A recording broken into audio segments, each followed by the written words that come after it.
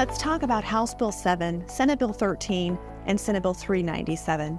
We consider these our parental rights bills because each one of them, individually and especially together, create grave threats to our parents' rights here in New Mexico. So let's start with House Bill 7. Ultimately, what House Bill 7 did was create unrestricted access to abortion and transgender services across our state. The really dangerous thing about House Bill 7 is that there was no age requirement. So now we have abortion and transgender services unrestricted to our minors. That's right, our kids. Now, within the bill, there's also no requirement for parental notification. Now, many people may have heard about House Bill 7 and heard what we're saying about parents' rights, and they say, I don't see in the bill where it says the parent can't be called. You're right, it doesn't say the parent can't be called, but it also doesn't say that there is a requirement for parental notification.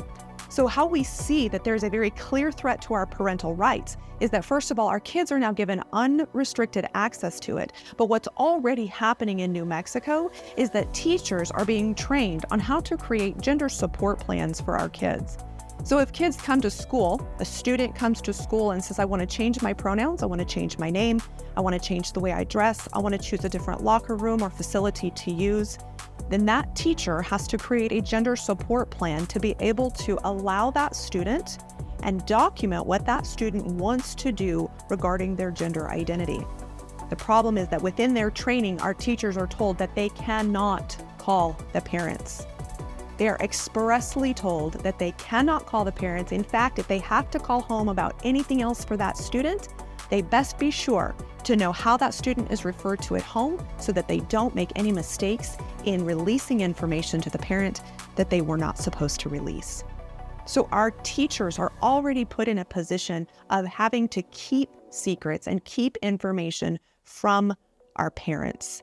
Now, House Bill 7 gives unrestricted access to our kids for these types of services with no requirement that the parent is to be notified. And in fact, training that is going on in our schools that tells teachers they cannot notify the parents. This is unacceptable. These types of services, abortion, transgender care, these are things that are lifelong. They are permanent. They are changes to our kids that they may not be ready for. And we as parents have the right to make these medical decisions with and for our children. Not the state, not a school teacher. Our teachers shouldn't be put in that position. Yet House Bill 7 puts them in that position. Why? How does it do that? Because the way that House Bill 7 creates unrestricted access is by prohibiting the public body or an agent of the public body, so our schools, our school teachers, our firefighters, our police officers, you name it, our public bodies, our state-funded organizations, and anyone who works for them. It prohibits them from restricting, denying, or interfering with an individual's access to these services. So, if a student is at school wanting a gender support plan and they're worried that mom and dad may not be on board right away, the parent is never called. The teacher is not allowed. If the teacher were to call home in this type of situation, she could be considered to be interfering with that student's access to the services they're requesting. A minor requesting services or referrals or information on life-changing procedures. And our parents are not involved. Our parents are left out. House Bill 7 is dangerous. It is dangerous for our youth, for our kids. And it strips a parent's right to make those medical decisions for our kids. Now, it gets even worse with Senate Bill 13. Senate Bill 13 is meant to protect anyone providing or receiving the services outlined in House Bill 7. But what it also does is it protects those who are seeking these services on behalf of someone else, even if that someone else is a minor and the parents are not involved. So let's say that student goes to that teacher and asks that teacher questions about transgender care or abortion care, and then asks that teacher to help them find these services. And that teacher does some research and decides where this student should go. That teacher can now take our student to the facility that provides these treatments, and that teacher is protected.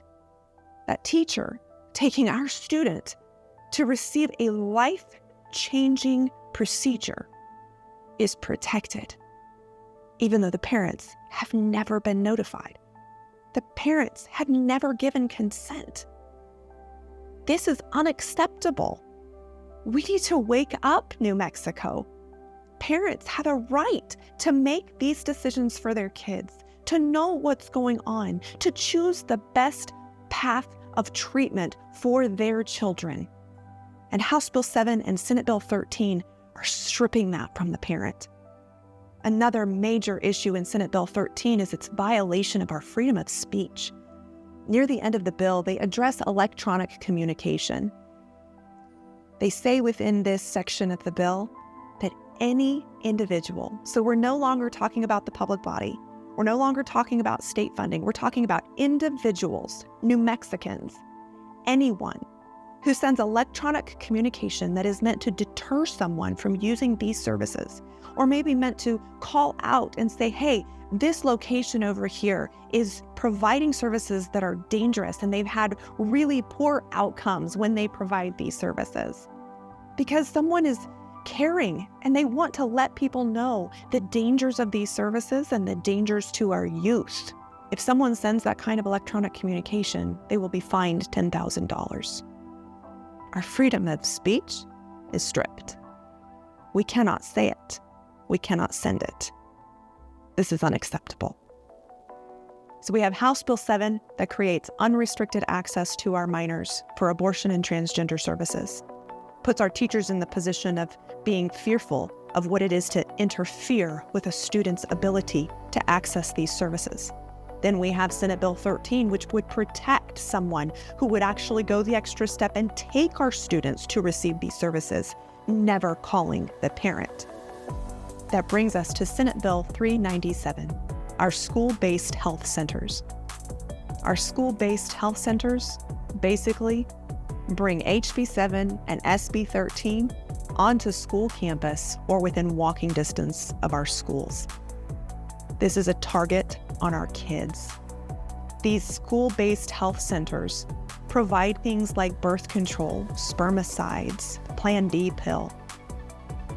Those things are dangerous when they're not monitored by a physician. But they're already giving access to our kids. Now, with House Bill 7, how much longer will it be before they're offering puberty blockers? Or before they're offering consultations with someone who says, yeah, let's put you on a path of social transitioning? Again, without the parents being notified. The state is intent on driving wedges between parents and their children. They're intent on destroying the family unit.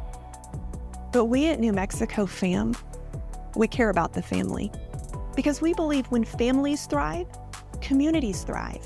When communities thrive, our state can thrive. And when states thrive, our nation can thrive. This will not allow our families to thrive. House Bill 7, Senate Bill 13, and Senate Bill 397 threaten the parents' rights. They drive wedges between parents and their children. And they are meant to destroy the family unit. We cannot let this happen. Please help us stop House Bill 7, Senate Bill 13, and Senate Bill 397 from tearing our families apart. Help us protect parents' rights in New Mexico by stopping these bad bills.